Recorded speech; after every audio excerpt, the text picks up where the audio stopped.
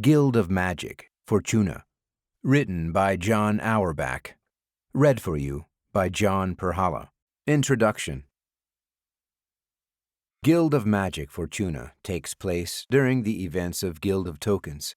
It assumes a familiarity with the poker variant, No Limit Texas Hold'em. If you fall into that camp, skip to the first chapter. If you have never heard of the game poker, listen to this.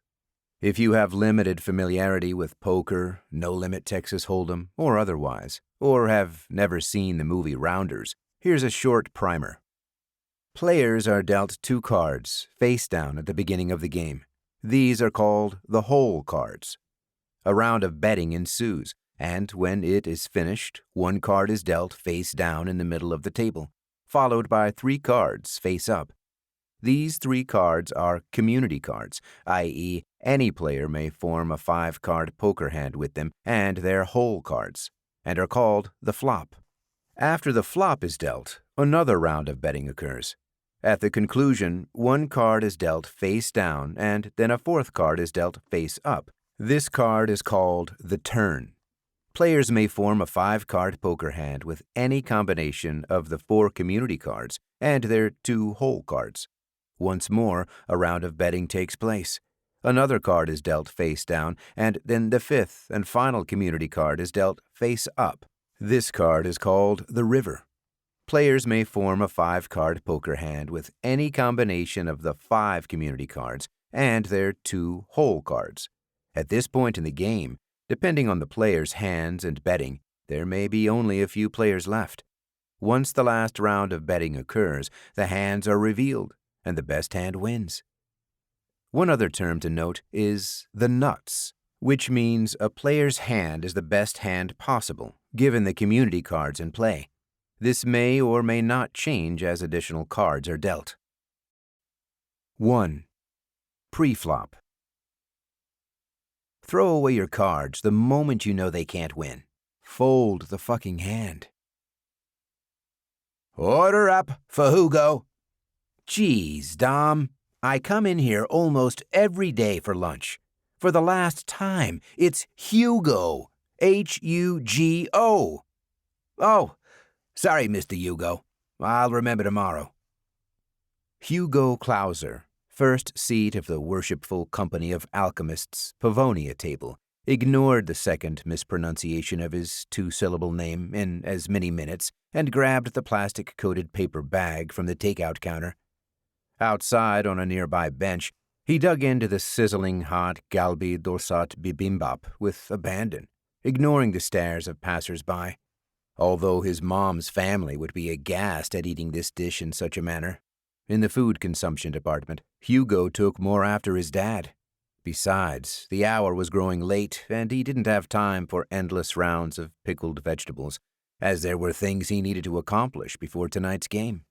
He glanced at his watch, a gift from his uncle, the previous occupant of his seat, upon his retirement from the guild.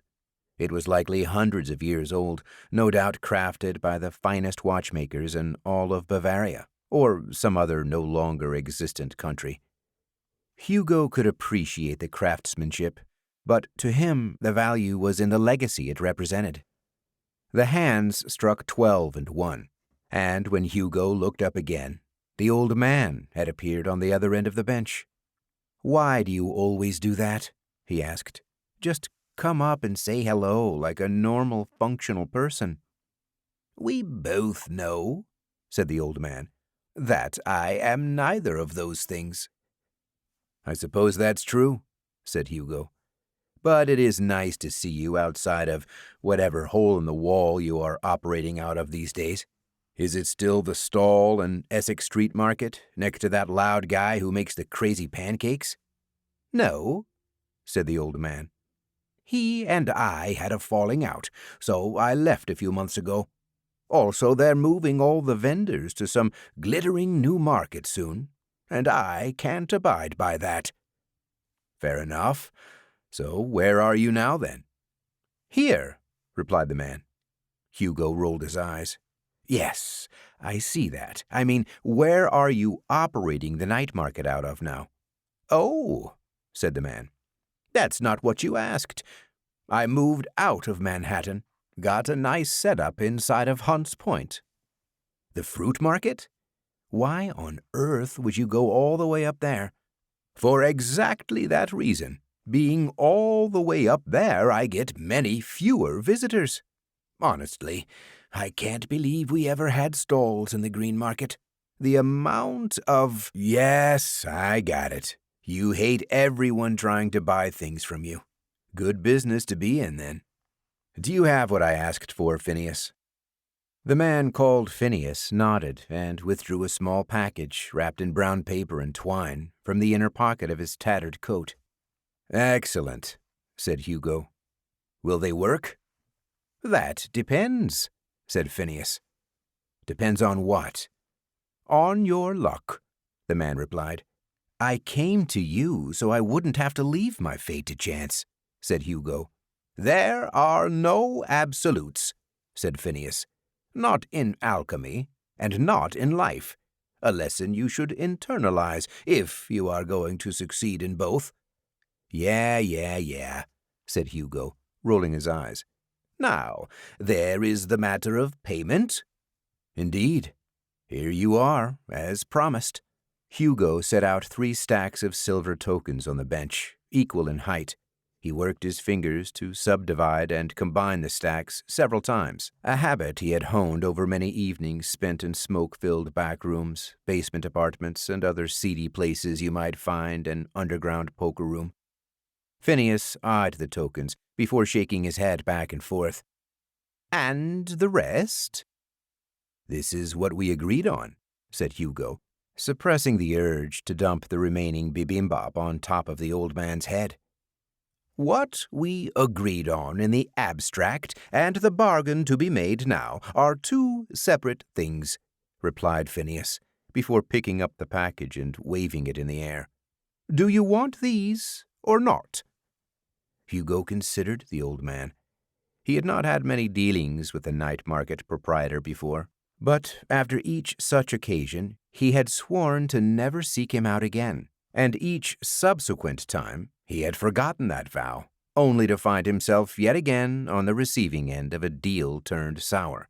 And now, apparently, this time wasn't going to be any different. What else do you want? He asked, trying to feel out how much this was going to cost him. Your watch, said Phineas blankly. Hugo took a deep breath and tried to slow his quickening pulse. My uncle's watch? You're kidding, right? This watch has been in my family for generations. Every member of the Yu family who has held my seat has worn it. It's my obligation to hold it for the next Phineas got up from the bench and walked away, and Hugo cursed himself for going on too long before trotting after him. He caught up with the old man on the corner and undid the watch's clasp. Here, said Hugo, looking desperate. Take it. But if I come back to you in a week to buy it back, you'd better still have it. The man let a tiny smile form on his mouth before squelching it. Deal, said Phineas, whose previously empty fingers now held the brown package again. Stop doing that, said Hugo, who took the prize from the old man and regrettably handed him the watch. It's unnerving. Hugo gently undid the top of the wrapping to reveal the word B on the top of a small cardboard box. He placed it inside his jacket where the tokens had been and started to say something. But when he looked up again, the old man was gone. Every time. 2. The flop. I feel like Buckner walking back into Shea, but what choice do I have? The thing about underground poker dens was that there were only so many variations on the theme before you had seen them all. There were the smoky back rooms frequented by mafiosos, the games played at upscale hotel rooms, the ones played at some celebrity's Malibu manse with sunlight pouring in through wall-to-wall windows that overlooked the Pacific Ocean. Then there was tonight's game. Hugo exited the cab at the South Street Seaport and made the short stroll over to the pedestrian walkway that spanned the length of the Brooklyn Bridge. It was still light out, and he surmised that it would be light out as well when the game finished. Sure, He could have been dropped off closer to the entrance, but Hugo needed a few moments to collect his thoughts and calm his nerves before the festivities began. The box of cards rested in the inner left front pocket of his blue blazer. His fingerwork had always been solid, but tonight would require another level, and only time would tell if it would be enough. But Hugo pushed any doubts aside and glanced at his watch to see if he was running late, only to be greeted by his empty wrist. He frowned and quickened his pace across the bridge, and the walkway eventually dumped him out next to a park and the federal courthouse. Hugo chuckled at the lawlessness occurring only yards away, but at the same time, he wouldn't be shocked if some of the judges were also patronizing the front parlor tonight. After doubling back toward the bridge, he at last reached the purported entrance. The underpass was quiet, thankfully, and Hugo walked past a row of stone arches to a set of rusted loading bay doors. He selected the second door and rapped his knuckle against the metal ribs of the door and waited. After a few seconds, the door lifted slightly, and out popped a weird-looking mirror on a stick. "Hello?" said Hugo, bending down to peer at the glass. "Password?" croaked a squeaky voice from inside. "High society," Hugo replied. The mirror shot back under the door, which closed with a thud. A clicking sound that wasn't a clicking sound then resonated somewhere inside the stone, and moments later, the bricks, filling the stone arch to Hugo's left, began to separate. When they were finished, a small passageway, barely more than a foot wide, appeared, and he squeezed himself through into the darkness. A string of lights attached to the ceiling flicked on, and Hugo found himself face to face with a lanky boy on the edge of puberty. "Who are you?" "Name's Andrew," said the boy, with an indecipherable accent. "Andrew Canine." "Canine? Your last name is Dog?" The boy smacked his forehead. "It's Scottish. Was Keenan when my great-great-grandfather walked down the gangplank, but then got mangled to its current state by some inspector on Ellis Island, and we were all too lazy to change it." "I see. Why couldn't I go through the regular door, by the way?" asked Hugo. "'S broken," said the boy. "Stupid modern tech, completely unreliable. My brother Ziggy is supposed to fix it next week, though. What are you here for? Crabs? Baribi? Vientuna?" Hugo nodded. "All of it," he said, patting his right front pocket. "Good luck," said the boy, pointing to the top of a spiral staircase that descended into the floor. "Make your way down to the lower level, and they'll sort you out." "Thanks," said Hugo. The stairway was narrow and lacked a railing, and by the time he reached the bottom, Hugo was already dreading the return trip. But, thankfully, a pretty brunette with bright red lipstick was there to greet him with a smile and a revealing red-patterned dress, and that made him forget his anxiety for at least a few seconds. "Welcome to the den," said the woman from behind a wooden partner's desk. "I am the hostess." "Hi," said Hugo, trying not to feel like a schoolboy with a crush. "So, we're doing one of those things? No real names? Just everything gets appended with a "the"? The hostess opened her mouth, and Hugo did a double-take as the woman's words came at him as a simultaneous barrage of languages, some of which he understood and some of which he did not. "Miane," said Hugo, instinctively retreating to his second language. "I didn't quite catch that." "I said," the woman uttered in Korean, "my name is none of your business. Your name is, however." "Fine," he said. "Hugo Clouser. First seat, Bavonia table, the Guild. My uncle frequented your establishment many times." "Thank you, Mr. Clouser. That wasn't so hard, was it?" said the hostess with a wry grin. "Now, if you wouldn't mind, my associate here will check you in." The hostess stepped aside to reveal an equally stunning blonde, whose shimmering green eyes matched the color of the green-stoned necklace that hung around her neck. "Do you happen to have a name?" asked Hugo. "Yes," said the woman in a coarse voice. "It's Eva." Hugo extended his right hand toward her in a friendly manner, and in one swift motion, Eva grabbed his wrist and slammed it onto the surface of the desk. She quickly maneuvered behind him, took hold of his left hand, and pushed his body down onto the desk with hers. "This will only hurt for a second," she whispered in his ear. And Hugo felt a jolt of something that wasn't quite electricity suddenly flow from Eva's bracelet-adorned hand into his wrist, up his arms, across his torso, and then out the other wrist into the woman's other bracelet-adorned hand. "He's clean," said Eva to the hostess, who nodded, at which point the blonde withdrew her clammy and preternaturally strong hands from his. "May I ask," said Hugo, gingerly getting back to his feet, "what that was all about?" "Just a precaution," said the hostess. "My patrons expect their games to be free of any alchemy-related hijinks and cheats. I'm sure you understand." "Of course. I'm here for a clean game, just like everyone else." He exchanged a half-hearted smile with the woman and wondered why she insisted on the ruse. Were people really that stupid? "Now that the formalities are out of the way, how much are you in for tonight?" Hugo started to pull out a handful of paper bills that reflected his balance at several area token banks, but the hostess quickly shooed away his offering. "This is a gentleman's game, Mr. Clouser," she said. "We assume you're all good for your debts." "If you say so," he said. "I'll take 3 stacks, then." If there was one thing that needed to be changed about the underground alchemy world, it was the monetary policy.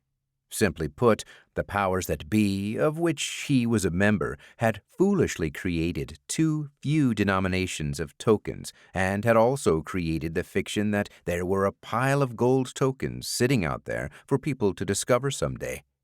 Not so. In fact, there were only 12 gold tokens, each representing a seat on the guild's board. But to sell one for untold wealth would mean giving up said seat, and he didn't know anyone in recent memory who was stupid or desperate enough to have done so, save for one person.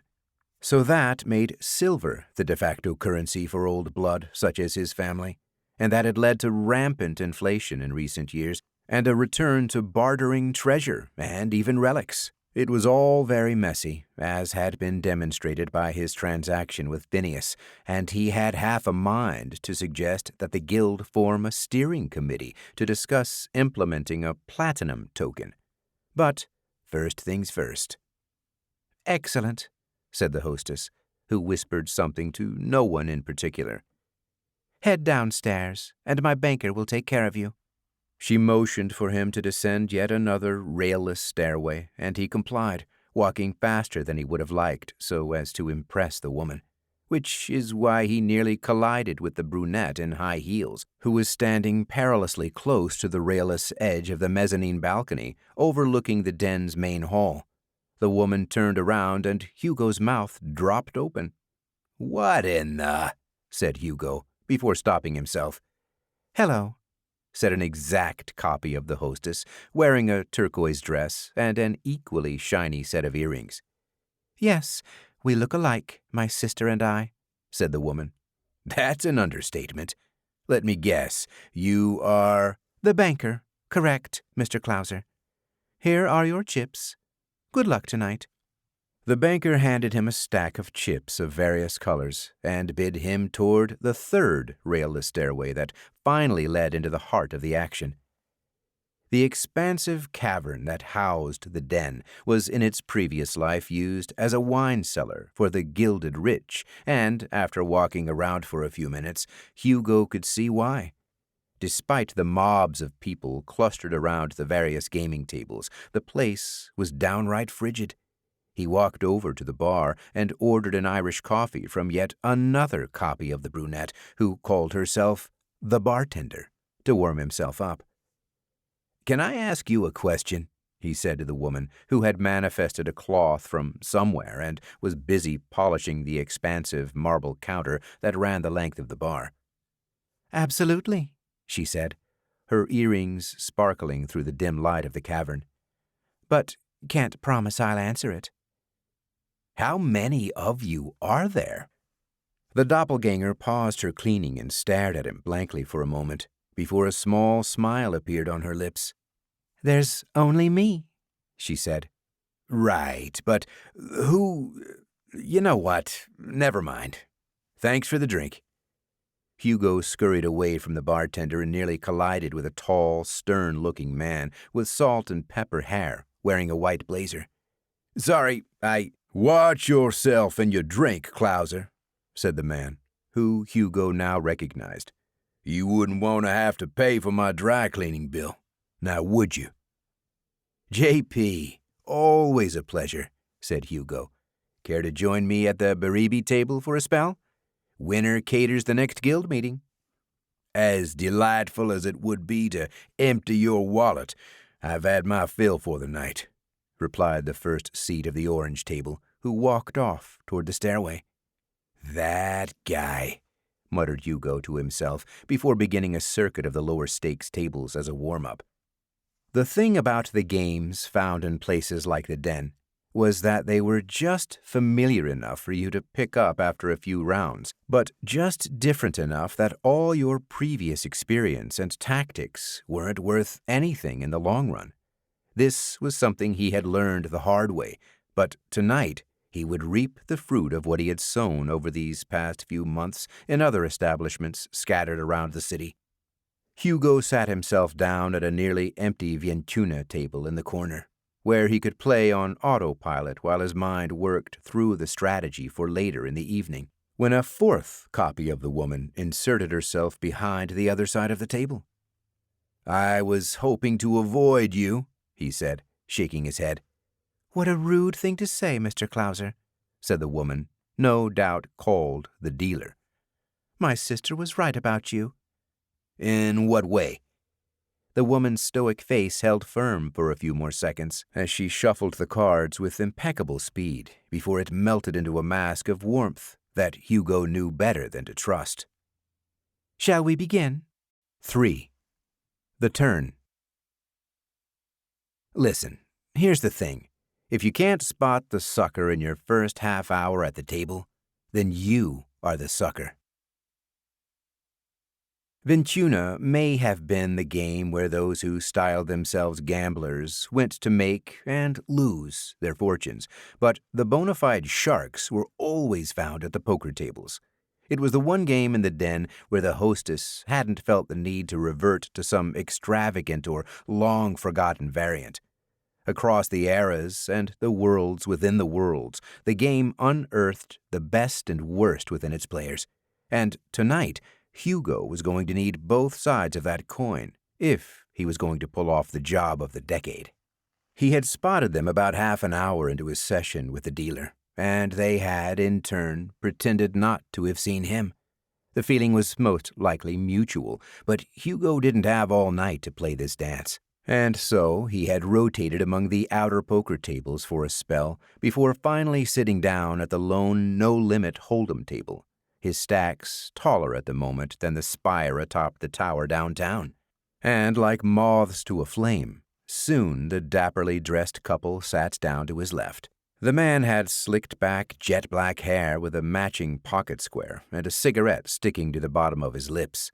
The woman was many years his senior, although she didn't look it, thanks to the alchemic enhancement she had no doubt purchased at one of the many such spas hidden in the Swiss Alps. Her hair gleamed in the dark cavern, as if it was threaded with the golden fleece, and her lips shimmered a shade of red that Hugo hadn't ever seen before. "You look ridiculous, Martin," said Hugo, as he checked pre-flop with the woman dealing. "What happened to your monocle, though? Didn't get it back from the glazier in time?" "Clouser, I thought this sort of place was beneath you and your gilded lot," said Martin, tossing several chips into the pot, which caused the rest of the players, save one, to fold. "Honey, where are your manners?" said the older blonde, who checked her paramour's raise, bringing the action around again. "Hugo, you know we both greatly admire how you and the guild have handled things recently." "Thank you, Dr. Petra. I appreciate it." "It's Lester now. Martin and I tied the knot last winter in the Maldives." Hugo, of course, knew all of this, but continued his aloof act for a little while longer. "Well, Congratulations are in order, then. Drinks all around for the happy couple." "That's not necessary," said Martin, "but we appreciate the gesture." "Suit yourself. I'll just drink for all three of us."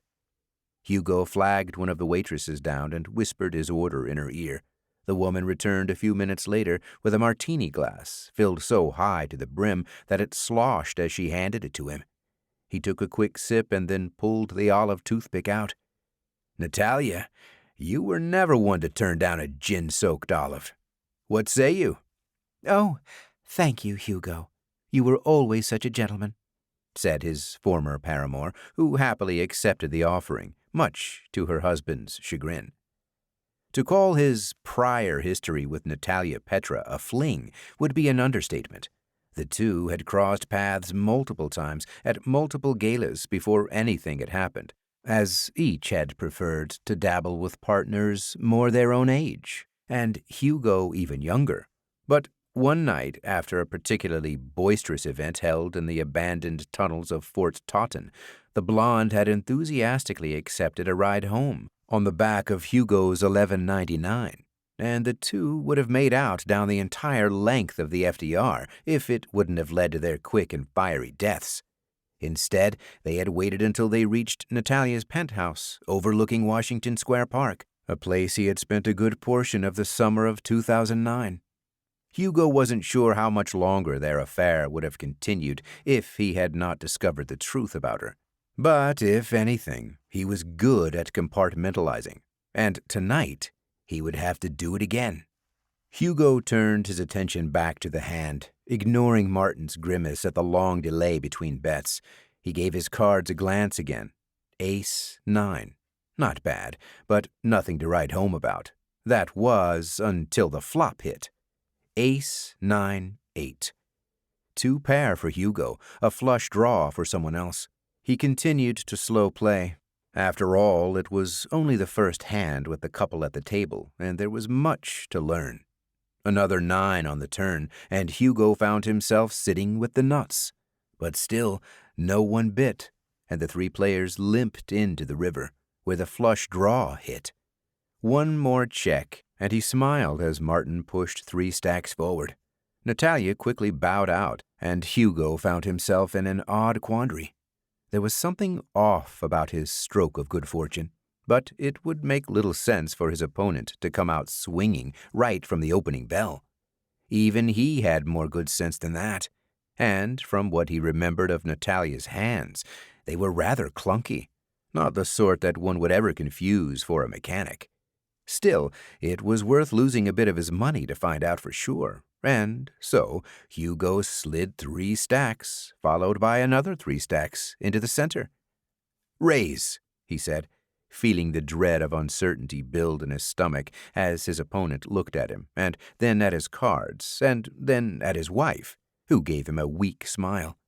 At that, Martin's hands moved not toward his chips, but to his hand, which he tossed into the center of the table.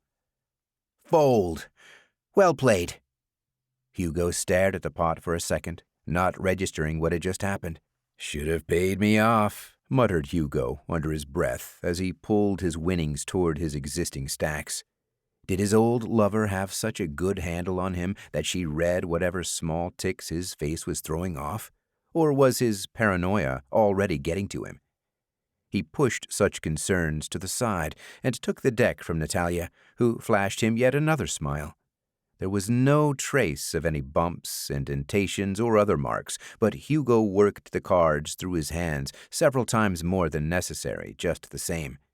He looked down at his whole cards after dealing and found an ace 5 unsuited staring back at him. But the flop rewarded him yet again with an ace 5-3, and a sense of déjà vu rippled through him like a stiff drink. "Check to you, Dorogaya," said Martin, smiling across the table to Natalia, who returned the gesture in kind. "Spasibo, любимый," she replied. "I hate to interject into this touching moment," said Hugo, "but if you want to see the next card, stop speaking Sputnik." "Sorry, Hugo," said Natalia. "We just got back from Sochi, and the language just stuck." "That's so nice. I'm sure you had a lovely time, but Are you going to bet?" "Yes," she said. 50 silver.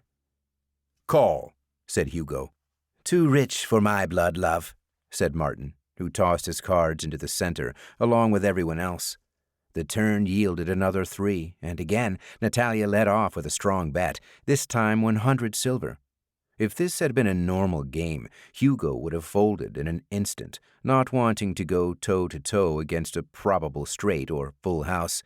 But there was a lot more riding on this game than a bunch of tokens, and so he called the bet again and turned over the river card. A 5, completing yet another full house. "Check," said Natalia, and Hugo considered the possibility for the second time that he was being played.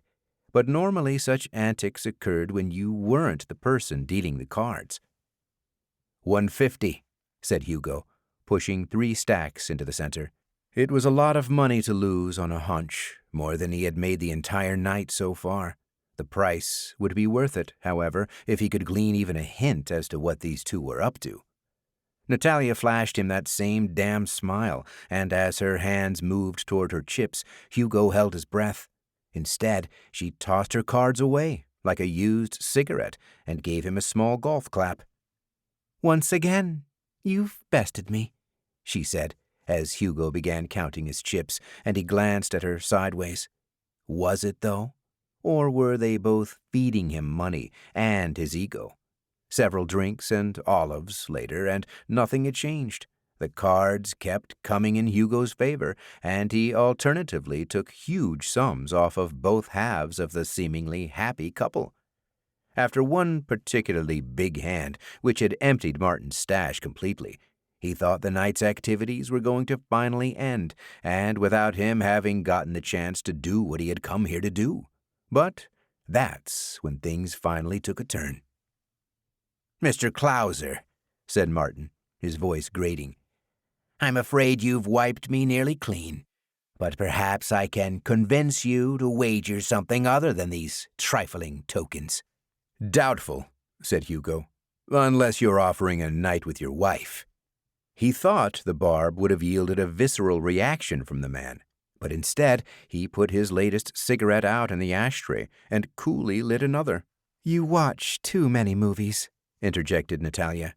"You had your chance, and I've moved on." Can't blame a guy for asking. So, if not her, what is it then? Martin reached his hand slowly into the inner pocket of his jacket, withdrew it, and placed something on the table with a thud. As he unfurled his fingers, Hugo pretended to nearly spit out his gin mid-sip at what he saw. A gold token, but not just a gold token. The gold token. Where did you get that? Martin smiled. I think you know. That's why you're here tonight, isn't it? To help your friend with his sizable debt? Maybe. Well, let me tell you what you would have found out eventually. Your money and his money are no good. I've already spent a sizable fortune of several types of treasure to get this one, and I'm not looking to make a return on my investment. Then what do you want? Martin glanced at Natalia, who returned a sheepish grin. What good is a guild seat for myself when I need 2? You're out of your mind, said Hugo. Do you know how long this seat has been in my family? Oh, I'd say only a little longer than this token belonged to its former owner's clan. And yet, I took it just the same. Martin grinned, his cigarette sticking to his bottom lip, and Hugo resisted the urge to punch him in the face. So, you just want to go heads up, one hand? Not exactly, said Natalia. That's not really fair to my hubby. If you want that token back, you'll have to beat both of us. We each restake and play until there's one left standing. Madam Banker? Natalia waved her hand in the air like an eager co-ed, trying to get the attention of the gray-haired professor, and a few moments later, the banker, or one of her sisters, because who could tell the difference, walked slowly toward the table. Dr. Lester, what can I help you with this evening? The banker's eyes shifted to the gold token on the table, and for a split second Hugo saw her pupils dilate slightly before returning to normal. "We have a special game we'd like to play, and we need a little more coin, if you wouldn't mind." "That depends," said the banker. "How much are you three talking?" 3,000 silver each, said Martin. I'm sure you know my wife and I are good for it. What about you, Clouser? Same. In reality, Hugo's financial affairs were somewhat lacking at the moment due to a downturn in the relic trade and several recent raids that had failed to pan out. That and the temporary loss of his watch had left him with barely enough to walk into the den and not get laughed out the front door. But in the end, if things went his way, it wouldn't matter in the slightest. "Good," said the banker, who was suddenly holding 3 glittering stacks of chips in each hand. "One more thing.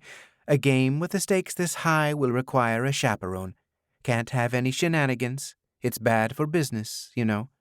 But don't worry, you're in very capable hands with my sister."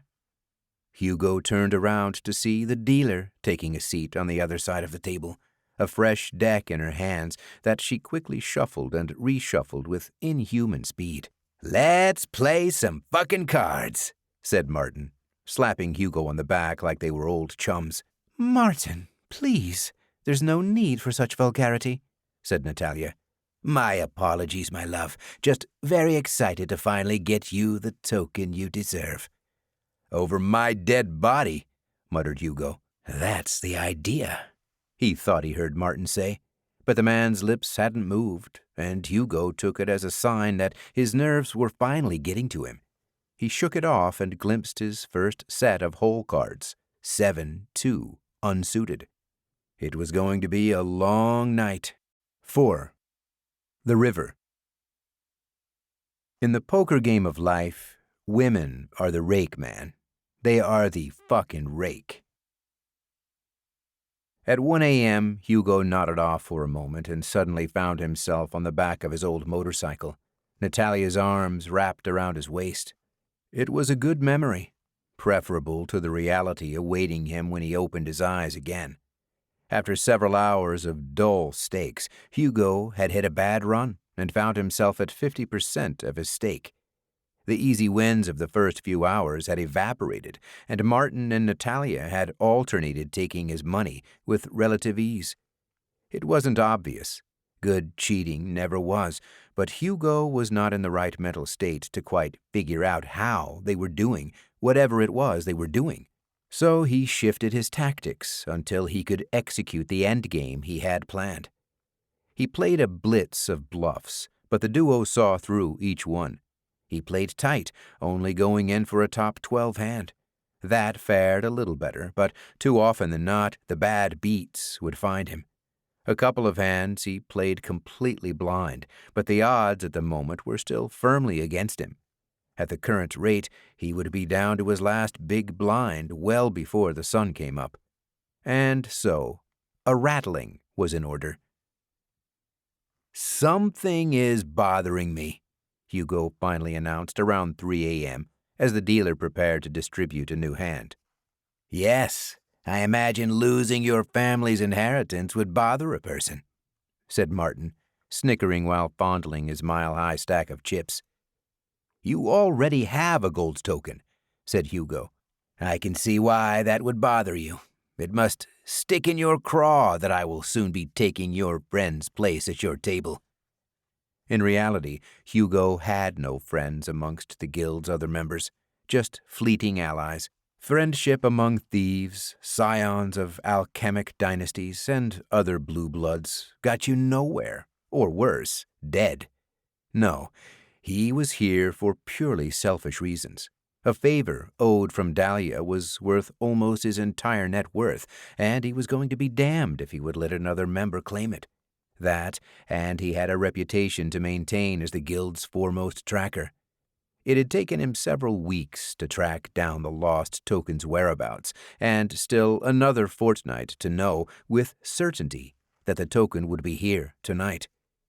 No, that's not it. You know or we'll soon find out that presenting a token will not guarantee you entry into the guild.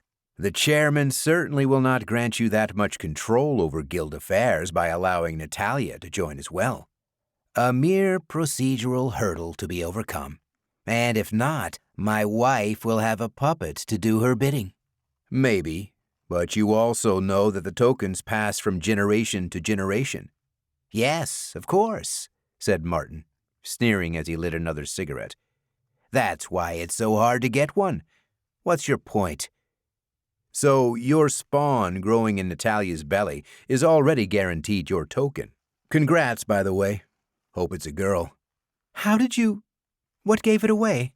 Asked Natalia sheepishly, whose urge to rub her ever so slightly swollen belly evaporated now that the secret was out in the open. Let's just say I'm very observant, especially when it comes to the female form, said Hugo, with a cocky grin. Clouser, that's enough, said Martin, who looked ready to flip over the table if taunted just a bit further. That's my wife you're talking about. Before that, she was something else.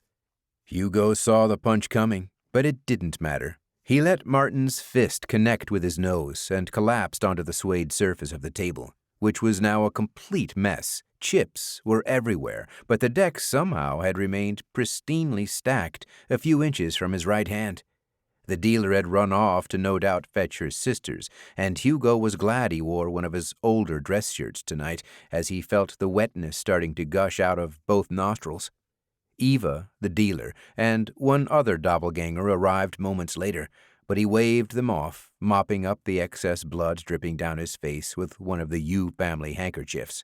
I thought this was a gentleman's game, said Hugo, tucking the still pristine cloth back in his suit pocket. He watched the dealer pick up the deck from the table and turn it over several times in her hand before setting it back down, and his lip curled into a tiny grin. You called my wife a whore, screamed Martin, which nearly prompted Eva to restrain him. I most certainly did not, said Hugo. But since you brought it up, there was something I was wondering. Who is my token really for? The bastard you're siring on the side? Or the one Natalia knows is inside of her? It was a risk, he knew. The man was quick to anger, and even with the added security mere feet away, it wouldn't matter much. Now I've heard everything, laughed Martin, who glanced at his wife for reassurance, but it was not forthcoming. Looks like you haven't, said Hugo. Natalia, I'm just a little offended that you didn't come to me. The woman turned beet red, and Hugo thought he had maybe gone a little too far. But then he remembered who he was dealing with, and it made him feel slightly better. Mr. Clouser, said the hostess, or at least that's who he thought she was. One more remark, and I'm going to end the game now. You three have caused enough of a disruption for one night. My apologies. I was just making friendly banter. I'll keep my mouth shut. Hugo sat back down at the table and surveyed his two opponents, who were locked in death stares with each other. Martin lit another cigarette, exhaling the first puff in Hugo's direction, and Natalia, without warning, grabbed Hugo's half-finished drink and downed the rest of it. It was then that the world started spinning. Hugo glanced at the empty glasses, but their number was well below his usual tolerance. He closed his eyes for a few moments, trying to steady his mind and body, only to find himself staring directly at himself. His eyes shot open, and the outer-body experience ended, only to return when he closed them again. This second time, he noticed where he was observing himself from. Natalia's seat.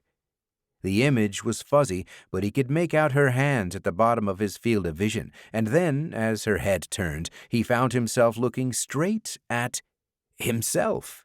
The cognitive dissonance must have been too much to handle, because the next thing he knew, he was back in his own head. Hugo glanced at Natalia, who seemed oblivious to what had just happened, and Martin, too, seemed more concerned with trying to murder his wife with his thoughts than to figure out that Hugo had just broken through their cheating method. It was an elegant, if complicated, workaround of the hostess's security measures, but Hugo cursed himself for not realizing it sooner. The smoke from Martin's cigarettes, when inhaled by Natalia, who had eaten the gin-soaked olive that he had stupidly offered her, activated the nadulate, opening the pathway into his head, not to hear his thoughts, but to borrow his eyes.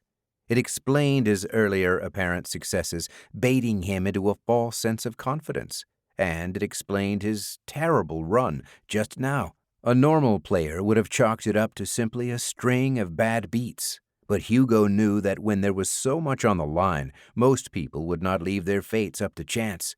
He wondered whether it was just a waitress with a sizable debt, or one of the sisters who had been in on the scheme. But that was a puzzle to work out for another time. Are you all ready to resume? Asked the dealer, holding the reassembled deck in her hand. Hugo looked at his minuscule stack, but for the first time all night, he felt completely in control of the situation. "I'm ready if the two lovebirds are," he quipped. Both nodded silently, and out the cards came. Hugo peeled up his whole cards and was greeted with an ace-3, suited. Not great, but not terrible, given the circumstances. But then he felt it like a pinprick in the back of his mind. Why he hadn't earlier bothered him a great deal. Maybe it was the combination of drinks, lack of sleep, nerves, and a dozen other things. But now that he did, he kicked himself for being so stupid. He glanced over at Natalia, whose own eyes were fluttering open and shut. Their cadence matched the twitch he now felt inside his head, his erstwhile lover forcing her way into his head, into his vision, looking at the cards he was dealt. He ignored her prying eyes for a moment, threw in a couple of chips, and watched the flop come out. Ace-3-3. A full house for Hugo, but maybe a better one for his opponents if they somehow were dealt pocket aces. It was the perfect setup to get him to foolishly bet away all of his money, and so he was left with two choices, neither of them good. He watched Natalia looking for any sign that she was signaling to Martin what cards Hugo had. But either his earlier antics had destroyed the trust between the two of them, or they had been using celestinite to undetectably pass their thoughts all night. Whichever it was, Hugo did not feel like losing his token on this particular hand, and so he tried to limp into the river, seeking to tease out how rigged the game was. His opponents were having none of it, both folding against his weak bet. Hugo tried a different tact on his next hand, which was absolute garbage. He postured that he was on the flush draw delivered by the flop, but was quickly called by Martin. Paying his way to the river revealed that his opponent indeed had the goods, and Hugo tossed his cards into the center, face down. Another hour went by of more of the same. Good hands were quickly snuffed out by immediate folds, and every bluff was matched and bested. Hugo ran the math, and it did not bode well for him, even if he was able to get lucky and win a backdoor hand every now and again. "It's nearly 5 a.m., said the dealer. "You all maybe just want to call it?" "Absolutely not," said Martin. "We play until it's over." "Well, Mr. Lester, that's a nice sentiment, but seeing as how you three are the only patrons left, I'd like to go home at some point before this evening's session. So here's what we're going to do. The blinds are quadrupled, and no folding until the river. You don't like it? Go to the base of the Manhattan Bridge, for all I care." "No complaints here," said Hugo. "Fine," said Martin, lighting up another cigarette. "And no more smoking," quipped the dealer. "Your wife is pregnant." Hugo stifled a laugh and resisted the urge to add his commentary on top. The new rules would certainly speed things along, but he needed more than that to pull out a victory here. And, thanks to his quick fingerwork earlier, when the cards came out for the next hand, he finally saw it. The ever-so-slightly shimmering border around each of the face cards he had been dealt. He played the hand aggressive and was paid off on the river when he hit two pair. The dealer's new rules had blunted much of his opponent's edge, but he was still at a severe disadvantage during each showdown. But that was finally about to change. 5. The Showdown. We can't run from who we are. Our destiny chooses us. Hugo's uncle liked to fish.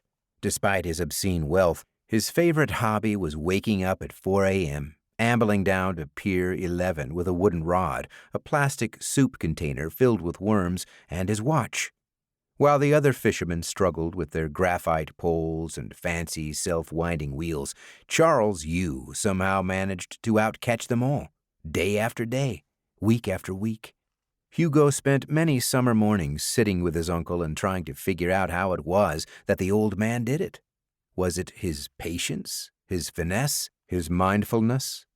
But Charles would never say, and their many conversations had never even broached the subject. During one of his last mornings with his uncle before he left for college, Hugo finally worked up the nerve to ask his uncle for his secret. "What a ridiculous question, nephew," Charles said. "You know it's the watch. It's always been the watch. And this, it was never about catching the most or the biggest fish." "What are you talking about?" asked Hugo. The watch, he knew, had been passed along the male line for generations, and, given that Charles had no children, Hugo was in line to receive it. "It's just a watch. I mean, it's very impressive, what with it lasting so long, but it just tells time." "It does not," said Charles, withdrawing what had once been a pocket watch, its silver band beaming in the early morning light. "It tracks time." "Right. Whatever. Same thing." "They are not. Look." Charles opened the watch, and Hugo saw that in the middle was a small clock within its center panel. His uncle began winding the little dial at the top, and the clock rotated up and out of view. In its place was a striped bass. "I don't understand. It's a fishing watch?" "No, nephew." "Take it," said Charles, offering the heirloom in his outstretched hand. Hugo obliged and gingerly picked it up. "Push the dial back in." He did so, and the world seemed to slow around him. Hugo's eyes darted to the water, and it was as if the schools of fish were singing a song just to him.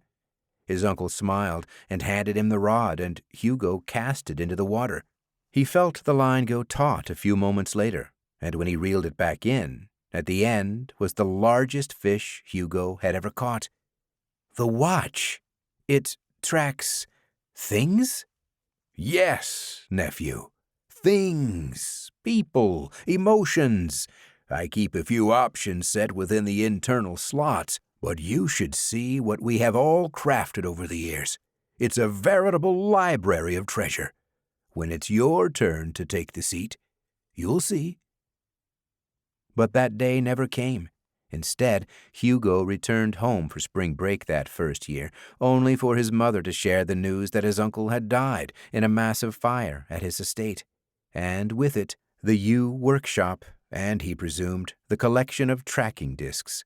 He remembered running to his room, and instead of a final missive from his uncle, finding only a tattered envelope on his bed with the watch inside.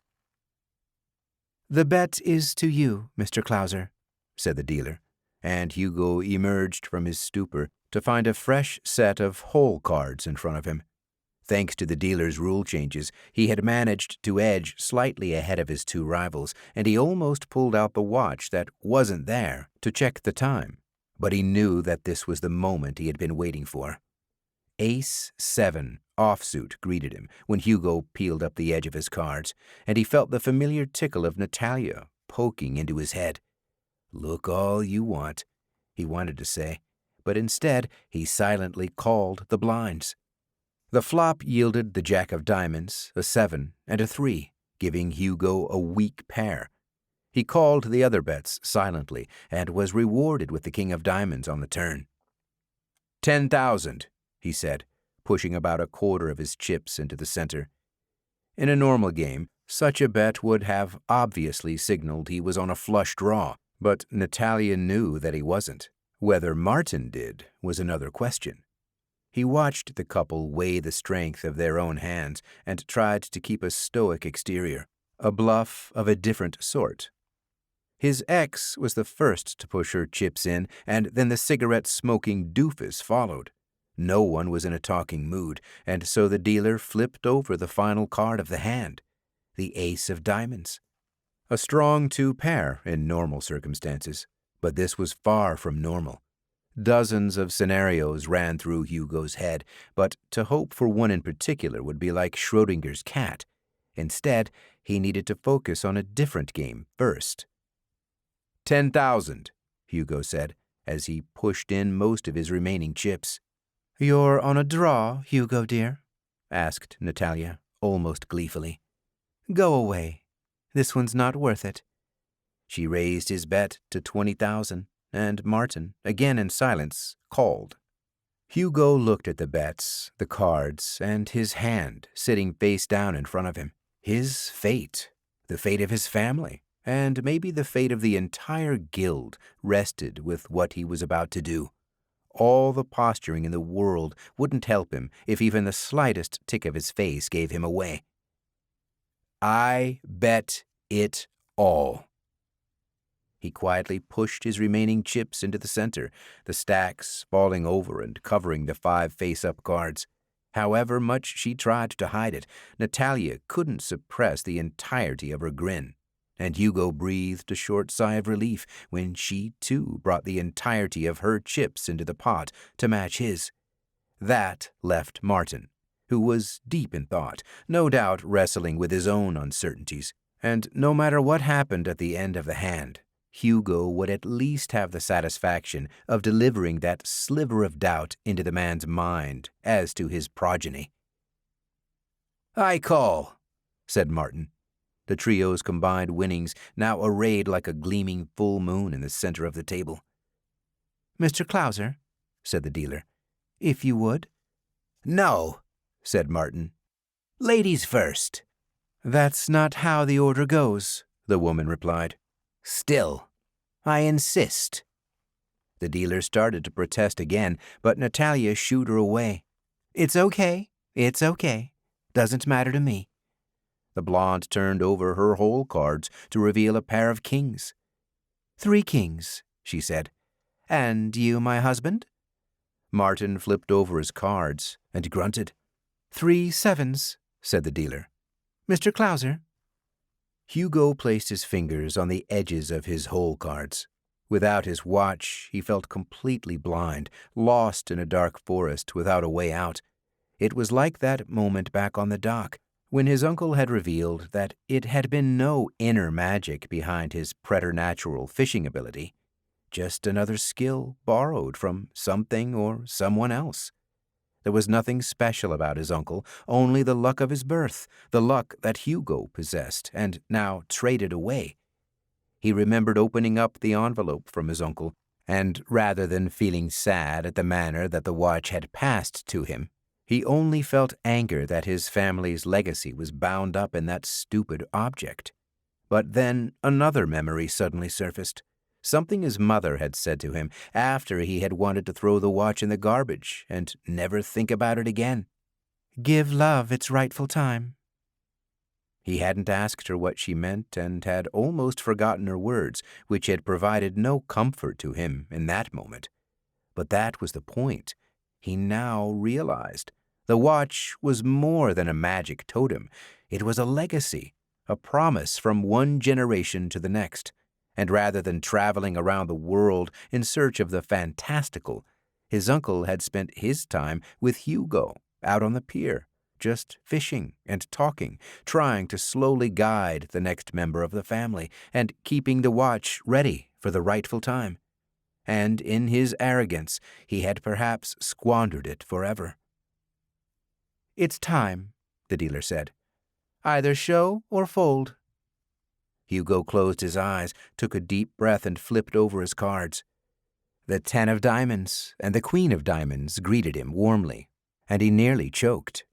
"Royal flush," Hugo said slowly, and Natalia froze before pushing the stacks of chips aside to uncover the rest of the hand. You couldn't have. You tricked me, she snarled. I don't know what you're talking about, said Hugo.